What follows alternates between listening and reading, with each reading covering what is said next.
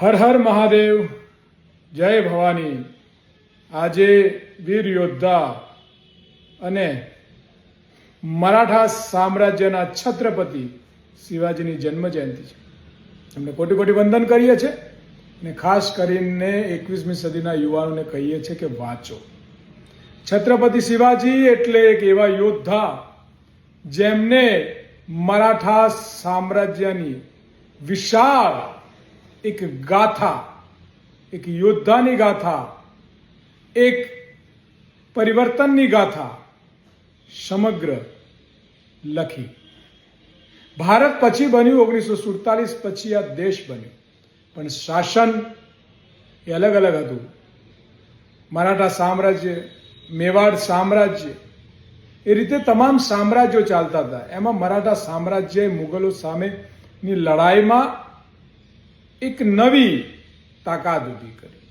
બદલાતો ગયો ઇતિહાસ, બદલાતી ગઈ સામ્રાજ્યની અલગ અલગ પદ, અલગ અલગ સત્તાઓ, પણ કેમ શિવાજીને યાદ કરી? શિવાજી એટલે કોઈ ધાર્મિક કટ્ટરતા નહોતા, એમના ખુદના અંગત 11 સેનાપતિ પઠાણ હતા અને જેની સામે લડતા હતા એના અંગત સલાહકાર બ્રાહ્મણ પણ હતા। એટલે યુદ્ધ કોઈ સમાજ, કોઈ જાતિ યા કોઈ ધર્મનું નહોતું, સામ્રાજ્યનું હતું। અને એમના સામ્રાજ્યનો ફ્લેગનો રંગ હતો કેસરી, બલિદાનનો, જે હાલની આરએસએસે ચોરી કરીને પોતાનો ફ્લેગ બનાવ્યો।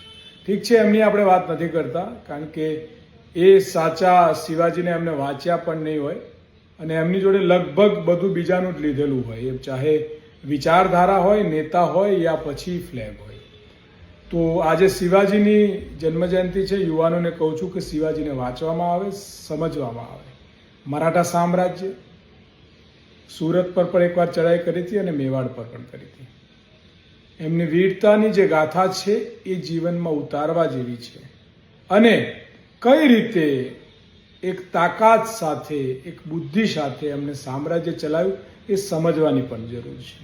એટલે હું ખાસ કહીશ કે હાલના જે લોકો હિન્દુ હિન્દુ હિન્દુ સત્તાના બિંદુમાં રહેવા માટે હિન્દુઓને ગેરમાર્ગે દોરીને ડુપ્લિકેટ બની બેઠેલા હિન્દુઓની વાતોમાં આવ્યા વગર એ મહાપુરુષોનો ઇતિહાસ વાંચીએ, સમજીએ ને એમાંથી કંઈ શીખીએ।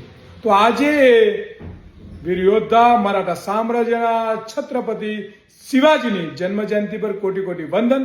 અને નવા યુવાનો સત્તાના બિંદુના ડુપ્લિકેટ હિન્દુ યા કટ્ટર હિન્દુ બનવા કરતા સાચા અર્થમાં હિન્દુ સંસ્કૃતિ અને સનાતન શું છે એ સમજવાનો પ્રયત્ન કરે, એવી પણ હું આજના દિવસે દરેક સનાતની, દરેક હિન્દુ સંસ્કૃતિના લોકો વાંચન અને ઇતિહાસને જોવે અને સમજે એવી પણ સંકલ્પ લેવાની વિનંતી કરું છું। તો ફરીથી છત્રપતિ શિવાજીને જન્મજયંતિ નિમિત્તે કોટી કોટી વંદન કરું છું। હર હર મહાદેવ, જય ભવાની।